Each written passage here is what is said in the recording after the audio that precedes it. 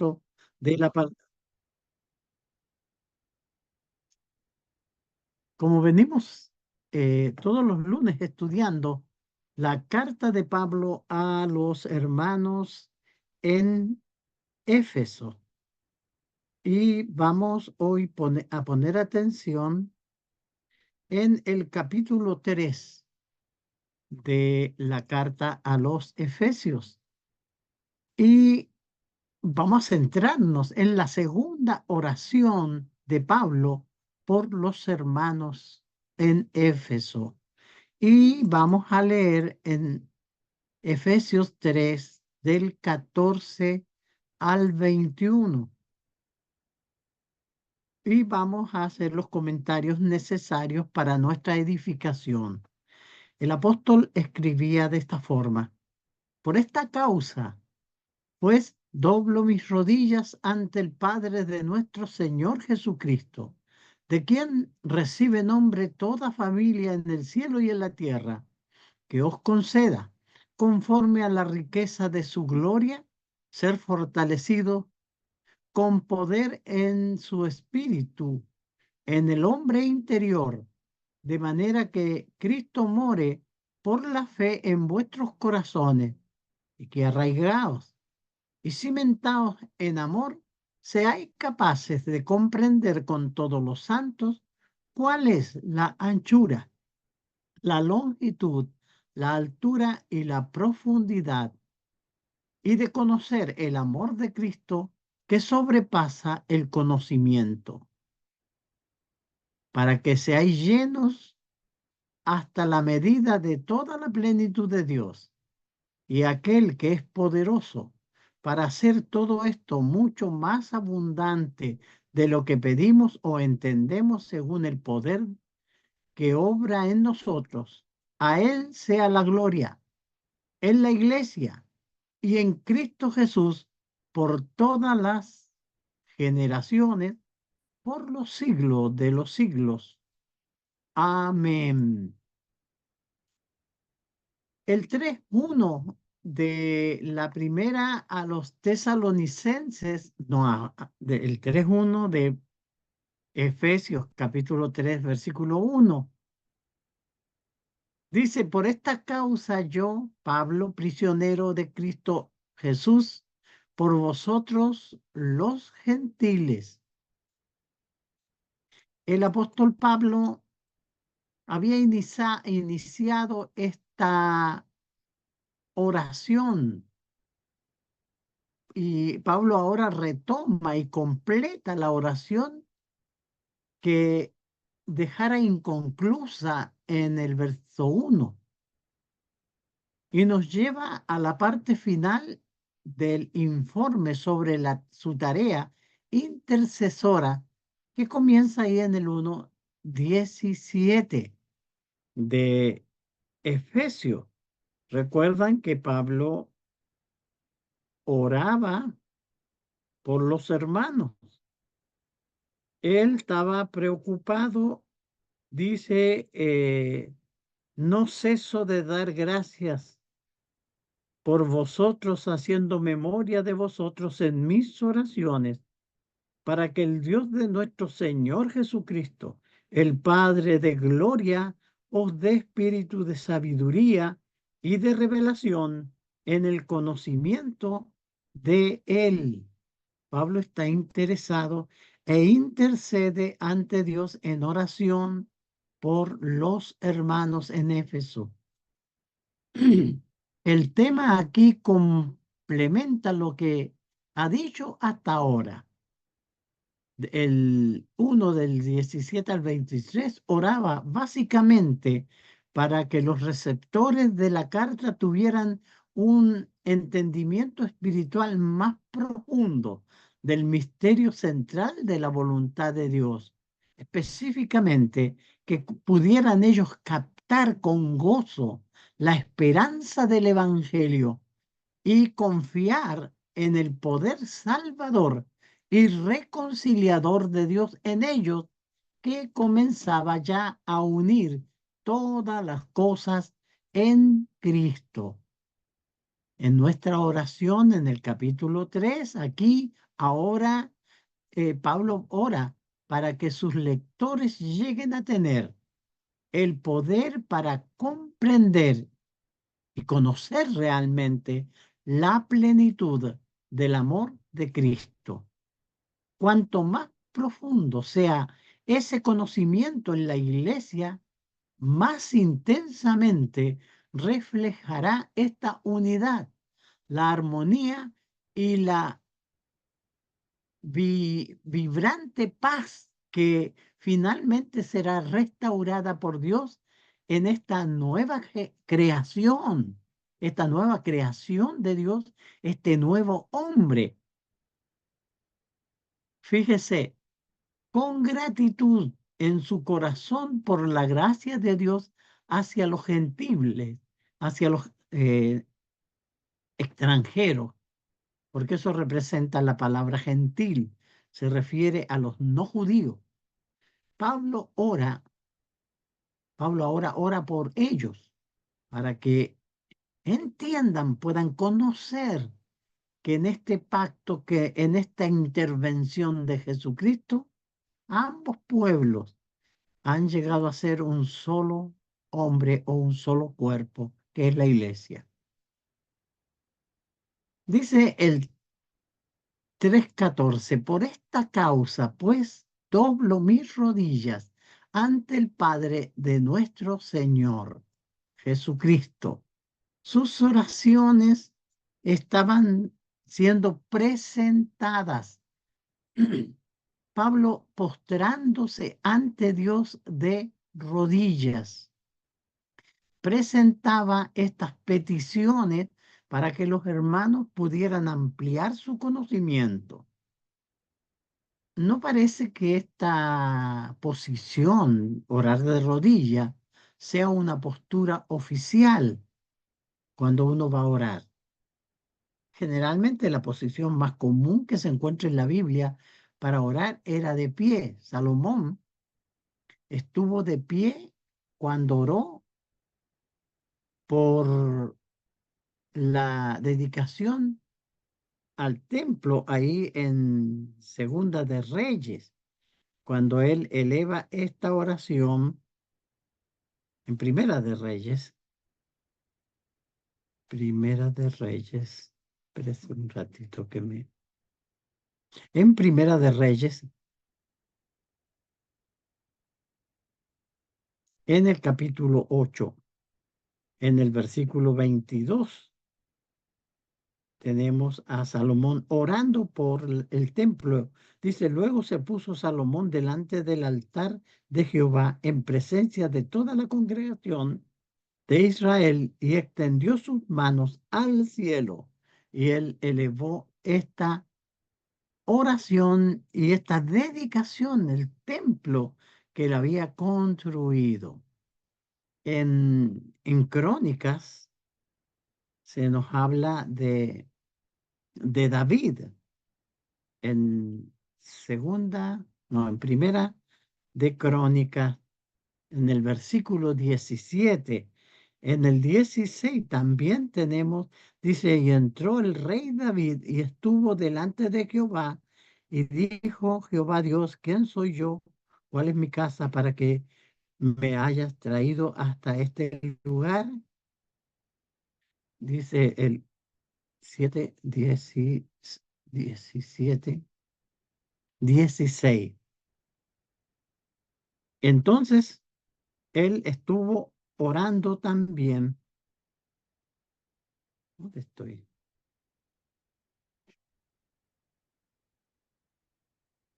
Bueno, él oró, no encuentro el texto. Y entró el rey David y estuvo delante de Jehová y dijo, "Oh Jehová, ¿quién soy yo? El cual es mi casa para que me hayas traído hasta este lugar." Bueno, el asunto es que estuvo eh, orando. Y otra oración que tenemos es en el caso de Jesús, ahí en Mateo 26. Estoy hablando de las posiciones de orar. No siempre fue de rodillas, Pero Pablo, en una actitud reverente y buscando el favor de Dios, dobla sus rodillas. Pero hay otros tipos de oraciones que se hicieron de pie, sentado. Y en el caso de Jesús, en Mateo 26, que él puso su rostro, o sea, se posó sobre su rostro en, en el libro de Mateo, como les decía, en el capítulo 26. En el versículo 39 dice, y yendo un poco adelante, se postró sobre su rostro, orando y diciendo, Padre mío, si es posible, pase de mí esta copa, pero no sea como yo digo, sino como tú. Bueno, el punto de la oración, hago este paréntesis, generalmente yo oro de rodillas en mis oraciones privadas.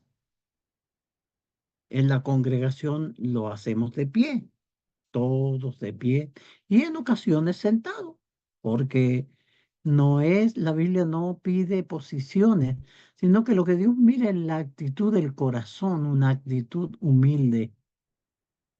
Fíjese que es lo que Dios espera de nosotros en la oración. Pablo dice, por esta causa doblo mis rodillas. El patrón y ejemplo de oración en la iglesia del Nuevo Testamento fue dirigida al Padre. Por eso él dice que doblaba tus rodillas delante de el Padre, acá en el versículo 14. Y si nosotros vemos en nuestro libro de estudios, Efesios, capítulo 5, en el versículo 20, dando siempre gracias por todo al Dios y Padre, en el nombre de nuestro Señor Jesucristo. Entonces, las oraciones, Jesús nos enseñó a orar al Padre. Nuestras oraciones van dirigidas al Padre y firmadas por Jesucristo, en el nombre de Jesucristo. Y fíjese que también se hace mención en el nombre de o a través del Señor Jesucristo, como acabo de ver acá en el 5:20 y en Colosenses 3:17. Colosenses 3:17, donde dice, todo lo que hacéis, sea de palabra o de hecho, hacerlo todo en el nombre del Señor Jesús, dando gracias a Dios Padre por medio de Él. Y en espíritu se nos manda a orar de esa forma. Efesios 6:18. Fíjese, orando en todo tiempo, con toda oración y súplica en el Espíritu, y velando en ello con toda perseverancia y súplica por todos los santos. Tenemos que orar en ese sentido, en el Espíritu. Judas, en el versículo 20, tenemos también ahí, pero vosotros, amados, edificaos sobre vuestra santísima fe, orando en el Espíritu Santo. El Espíritu Santo mora en el cristiano y le impulsa a realizar estas actividades espirituales. En ese sentido, nosotros, dirigidos por el Espíritu Santo, es que oramos rogando la misericordia de Dios. Y ahí en Romanos 8:26 y 27 dice, y de igual manera el Espíritu nos ayuda en nuestra debilidad, pues ¿qué hemos de pedir como conviene? No lo sabemos, pero el Espíritu mismo intercede por nosotros con gemidos indecibles. Mas el que escudriña los corazones sabe cuál es la intención del Espíritu, porque conforme a la voluntad de Dios intercede por los santos. Fíjese que tenemos que orar de esta forma al Padre en el nombre de Jesucristo y el Espíritu Santo va a fortalecer, a ayudarnos en esta presentación al Padre. Dice el 3:15, de quien toma nombre toda familia en el cielo y en la tierra. En Santiago 1:17 nosotros podemos leer que toda buena cosa, toda buena dádiva, dice Santiago en el 1:17, toda buena dádiva y todo don perfecto desciende de lo alto, del Padre de las luces, en el cual no hay mudanza ni sombra de variación. Entonces, del Padre de quien es de quien vienen todas las bendiciones. Es el Padre común de ángeles y de todos los hombres, tanto de los gentiles como de los judíos, en esta visión general. Por eso en el nombre de Él, en quien toma nombre todas las familias de la tierra. Él es el creador, Él es el Padre de los espíritus. Dice Hebreos 12:9 y nos dice, ¿cómo no? Más bien debiéramos de obedecer al Padre de los espíritus. Dice nuestro texto, por otra parte tuvimos a nuestros padres terrenales que nos disciplinaban y los venerábamos. ¿Por qué no obedecemos mucho mejor al Padre de los Espíritus y viviremos? Es Dios quien pone espíritu en nosotros, su espíritu. Cuando el óvulo es engendrado, Dios pone el espíritu para que ese ser pueda ser un ser humano.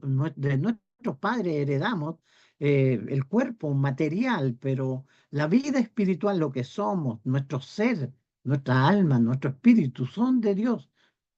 Por eso Él es el Padre de los espíritus. Este pensamiento es muy significante y necesario para que los judíos reconocieran que los gentiles también toman nombre de Dios, son criaturas de Dios. Dios no es Dios exclusivo de los gentiles. Es el sentido que tiene este texto de quien toma nombre toda familia en el cielo y en la tierra, porque Dios es el creador. Pablo había revelado el misterio que Dios incluía al final de los tiempos tanto a los gentiles como a los judíos haciendo un solo cuerpo. Ese era el misterio escondido que se dio a revelar, que hemos visto en los estudios anteriores. La oración de Pablo dice que os conceda conforme a las riquezas de su gloria, ser fortalecido con poder por su espíritu en el hombre interior. Esa era la oración de Pablo. Pablo había ya mencionado el poder de Dios hacia los que creemos. Él aquí en Efesios, en el capítulo 1, él había hablado en el versículo 19 el poder de Dios. Dice que él oraba para que los hermanos conocieran, fueran capaces de entender. Dice, ¿cuál es la supereminente grandeza de su poder para con nosotros los que creemos, según la operación del poder de su fuerza? Él había ya mencionado el poder de Dios que usó, este poder que usó Dios para resucitar a Jesucristo. Fíjese que el cuerpo de Cristo estaba mal herido, su corazón traspasado por la lanza, su cuerpo totalmente castigado, Dios levantó con su poder a Jesucristo. Y Pablo dice que ese mismo poder que resucitó a Cristo de los muertos está a disposición de los que creen. Ahora Pablo ora para que los efesios puedan ser fortalecidos con poder. Tal fortaleza es de acuerdo a las riquezas de su gloria. A los hombres débiles y pecadores, Dios los ha llamado para fortalecerlos. Fíjense que la fortaleza de Dios es administrada a través de su espíritu en el hombre interior. Los cambios de Dios son hechos en el corazón y nos vamos transformando. El cuerpo del cristiano también es el templo del Espíritu Santo, como dice Primera de Corintios en el capítulo 6, en el versículo 19, hace esta pregunta. ¿O ignoráis que vuestros cuerpos son templo del Espíritu Santo, el cual está en vosotros, el cual tenéis de Dios y que no soy vuestro?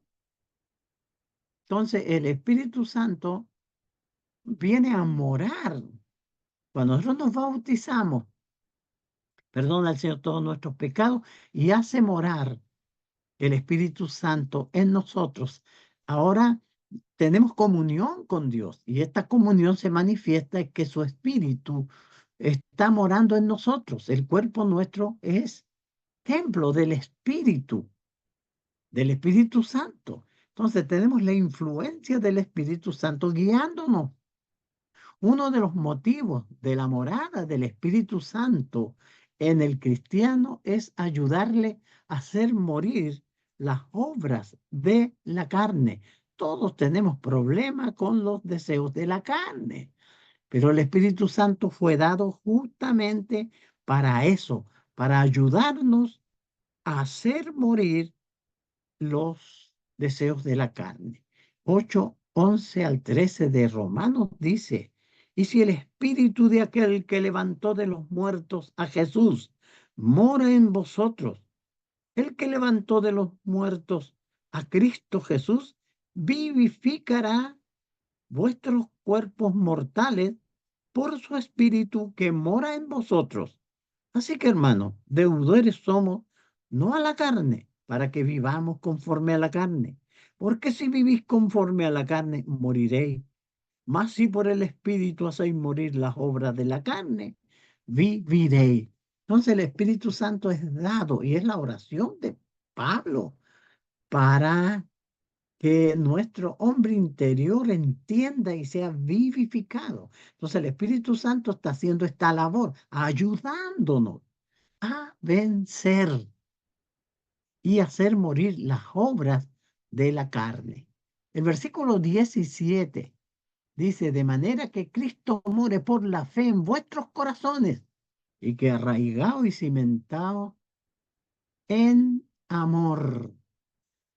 Entonces se da cuenta, a la medida que Dios va fortaleciendo por el Espíritu el hombre interior del creyente, es dicho que el mismo Espíritu mora en el corazón del creyente. El Espíritu Santo tiene esta influencia eh, en nosotros, se notan, se ven los cambios, se ve la obra del Espíritu cuando nosotros comenzamos a vencer los deseos de la carne. Por lo tanto, el Espíritu es el instrumento por el cual Cristo mora en los creyentes. Hemos creído en Dios, hemos venido a ser hijos de Dios, coherederos con Cristo. Y fíjese que la deidad completa trabajando en favor de los escogidos. Así, aquí como el 2:22 de Efesios, fíjese que sugiere que el Espíritu es el instrumento por el cual Dios habita en la iglesia. El 2:22 dice, en quien vosotros sois juntamente edificados para morada de Dios en el Espíritu. Pablo está hablando de la iglesia. Él acababa de decir que los cristianos eran edificados sobre el fundamento de los apóstoles y profetas, siendo la principal piedra del ángulo Jesucristo mismo. Dice que en quien todo el edificio bien coordinado va creciendo para ser un templo santo en el Señor. Y está hablando de los cristianos. Nosotros componemos ese templo santo. Fíjese que cuando nos reunimos el primer día de la semana, por eso el Señor no habita en templo hecho de mano de hombres. A Él no le interesan las catedrales y todo lo que tienen por eminencia los grupos religiosos. Uno va a los pueblos y tienen grandes catedrales. Acá en Chile pasa lo mismo. Usted va y tiene casi que son monumentos patrimoniales los templos, porque son muy antiguos y datan de muchos años, del 1600 y tanto. Entonces son cuidados y tienen esa connotación. Pero el Señor no habita en ese tipo de templo. Cuando nosotros nos reunimos como iglesia, nos transformamos en un templo espiritual para morada de Dios en el Espíritu, dice Pablo. Pedro había dicho que nosotros como piedras vivas nos transformamos en ese templo para ofrecer sacrificio al Señor. Entonces, cuando nos reunimos como la iglesia local, nosotros nos juntamos y se sucede este importante evento donde nos transformamos en ese templo espiritual para morada de Dios en el Espíritu y cantamos y oramos y oímos la palabra y somos edificados y el Señor está presente para recibir nuestra adoración. Fíjese qué hermoso todo este pensamiento que el apóstol Pablo nos dice. Dice, y que arraigados y cimentados en amor. El Espíritu Santo en la vida del creyente es el inculcar el amor de Dios en el corazón. Fíjese que eso es muy importante. El amor de Dios va a aflorar en el corazón cuando nosotros vamos creciendo, porque esa es la idea. Aquí en el 5:5 de Romanos dice, y la esperanza no avergüenza, porque el amor de Dios ha sido derramado en nuestros corazones por el Espíritu Santo que nos fue dado. Entonces, por eso la iglesia tiene que estar en un ambiente de amor. Tenemos que tratarnos con amor unos a otros.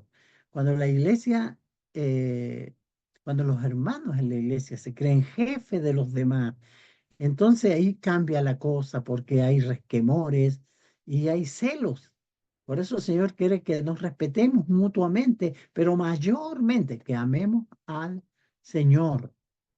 En Gálatas, en el capítulo 5:22 nos habla del fruto del Espíritu, que es el fruto que tenemos que dar nosotros al relacionarnos. Entonces, el Espíritu Santo que trabaja en nosotros, en esta transformación, va a permitir que nosotros nos arraiguemos y nos cimentemos en amor. Entonces vamos a arrojar este fruto. 5:22 de Gálatas dice, más el fruto del Espíritu es amor, gozo, paciencia, benignidad, bondad, fe, mansedumbre, templanza. Estos son los frutos del Espíritu que se verán en nuestro carácter cuando estamos creciendo y estamos siendo cimentados en amor. Por eso Pablo hacía esta oración ferviente a Dios para que pudieran los hermanos de Éfeso entender y también Dios quiere que nosotros entendamos. Cuando somos fortalecidos en el Espíritu de Dios, en el hombre interior, nos volvemos arraigados y cimentados en amor, fortalecidos por Dios por medio de su Espíritu, para que Cristo more por la fe en nuestros corazones y poder ser nosotros arraigados y cimentados en amor. ¿De acuerdo? Por eso nosotros no necesitamos estar llenos de reglas humanas. Nosotros tenemos que aprender a amar al Señor. Si yo amo al Señor profundamente, voy a querer estar con la congregación y no dejaré de reunirme. No porque sea una regla de los hermanos y me exijan, sino porque yo amo profundamente a mi Dios y sé que cuando la iglesia se reúne, el Señor está presente y yo quiero tener esa comunión con Él. Un profundo amor hacia los mandamientos de Dios es el que me va a guiar. ¿Se da cuenta? Las restricciones de los hombres están siempre de más.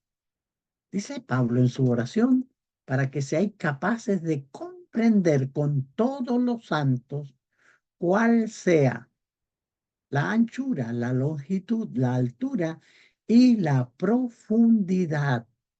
Es el amor de Cristo por el cual Pablo ora que podamos entender que quiere que conozcamos todo acerca de su maravilloso amor, la anchura, la longitud, la profundidad y la altura. Pero este amor de Cristo es algo que sobrepasa todo conocimiento. ¿Cómo es posible para nosotros conocer el amor de Cristo si éste sobrepasa todo conocimiento? Es una buena pregunta.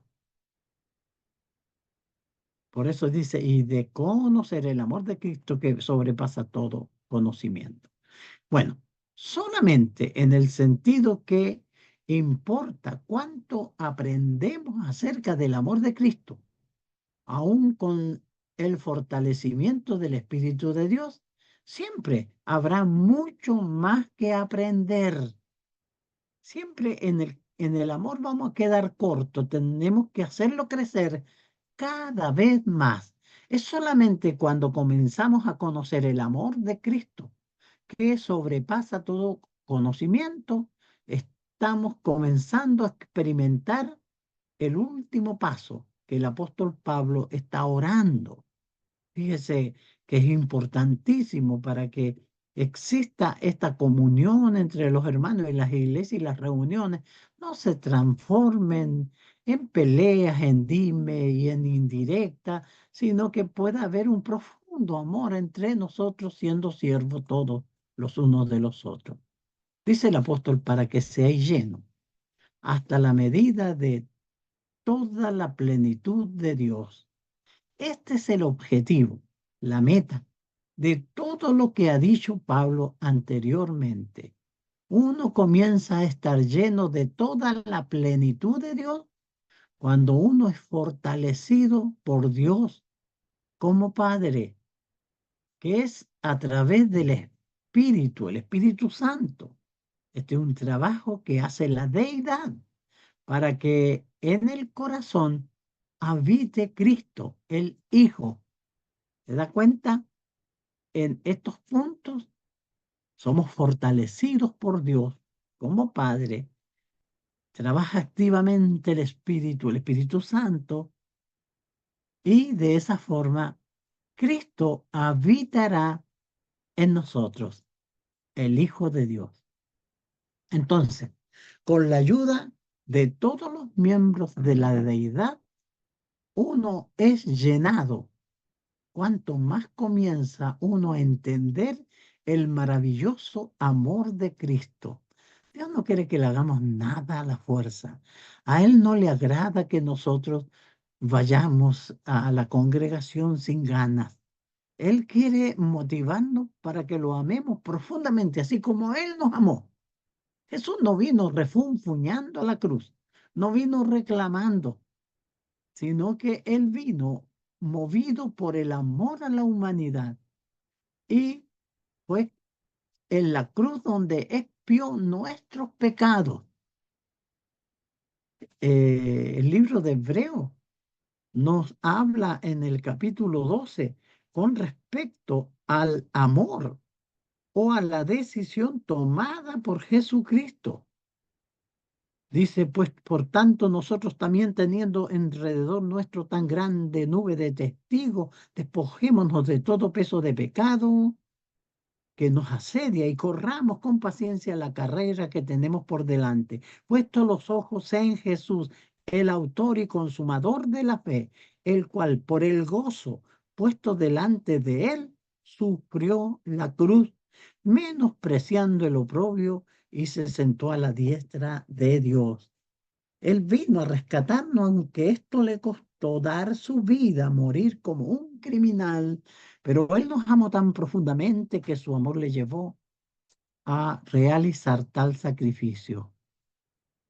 Dice, porque toda la plenitud de la deidad reside corporalmente en Él, Colosenses 2:9.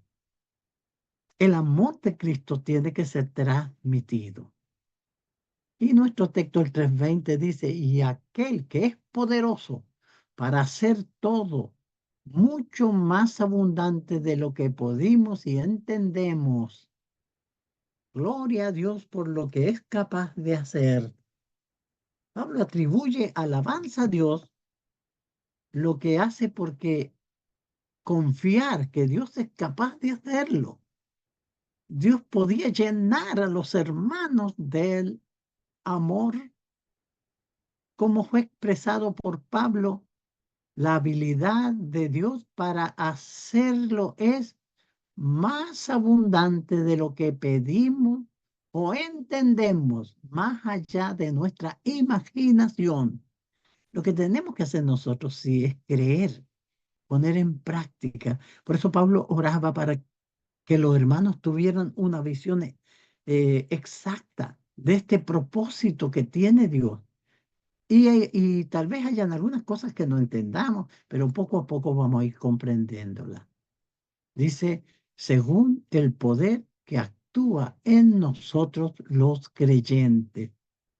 Ese mismo poder que Dios usó para levantar a Jesús de entre los muertos es el poder que le ofrece a usted, mi hermano, que me ofrece a mí, para que yo pueda ir creciendo, madurando y entendiendo cuál es la razón por la cual yo soy siervo de Dios y voy a la congregación y me junto con los hermanos. Dice, y a Él sea la gloria en la iglesia y en Cristo Jesús por todas las generaciones, por los siglos de los siglos. Amén. Pablo ve a la iglesia como el medio por el cual mucha gloria puede ser dada a Dios. Ciertamente, si la oración de Pablo es contestada, que todos los santos sean capaces de comprender el amor de Cristo. Y ese es el punto, para que pudieran ser llenados con la plenitud de Dios. En su conocimiento, en su evangelio, tenemos todas las armas para poder nosotros entender. Concluyendo, deseamos dar gloria a Dios por todas las edades en un mundo sin fin. Si aprendimos aquí en la tierra a amar a Dios profundamente, hoy el domingo en la mañana temprano nos juntaremos gozosos porque sabemos que el Señor ha diseñado ese día para que nos juntemos, porque Él estará presente con nosotros. Y ese grupo de santos que se reúnen en ese humilde local será un pedazo de cielo donde la gloria de Dios se manifestará porque la presencia de Cristo estará ahí, donde nosotros iremos y presentaremos frutos de alabanza de nuestros labios. Traeremos nuestra adoración. El sacrificio será, seremos nosotros mismos que nos presentamos en esa lucha contra el pecado. Todas las resistencias y las victorias que pudimos tener, se las presentamos a nuestro Señor, donde cantaremos alabanza, elevaremos oración, recibiremos su palabra y recordaremos al Salvador y también le honraremos trayendo un poco de lo mucho que Él nos da. Si deseamos entonces Si deseamos, entonces debe ser por Jesucristo y debe ser solamente cuando lleguemos a conocer el amor de Cristo que traspasa todo conocimiento. Piense usted en Jesucristo, cuánto nos amó. Cuando pensamos en nuestra antigua vida, que iba sin horizonte, que estábamos perdidos y el pecado era continuo en nosotros, nos tenía esclavizados y el Evangelio rompió esas cadenas y conocimos al Salvador y desde entonces nuestra vida ha cambiado, haciéndonos mejores personas, mejores esposos, mejores esposas, mejores trabajadores, mejores hombres, mejores cristianos. Permitamos el ser llenado con toda la plenitud de Dios. ¿Cómo podemos estar seguros de que hemos sido llenados de la plenitud de Dios? Gálatas 3:27 nos dice, porque todos los que habéis sido bautizados en Cristo, de Cristo estáis revestidos. Está ese poder glorioso de Dios trabajando, como oraba Pablo, para que llegásemos a conocer la plenitud de Cristo. En nuestra próxima lección comenzaremos considerando cómo podemos caminar para traer gloria a Dios, porque ese es el punto del apóstol Pablo, que la iglesia traiga gloria a nuestro Señor. Que el Señor les bendiga y muchas gracias por su buena atención.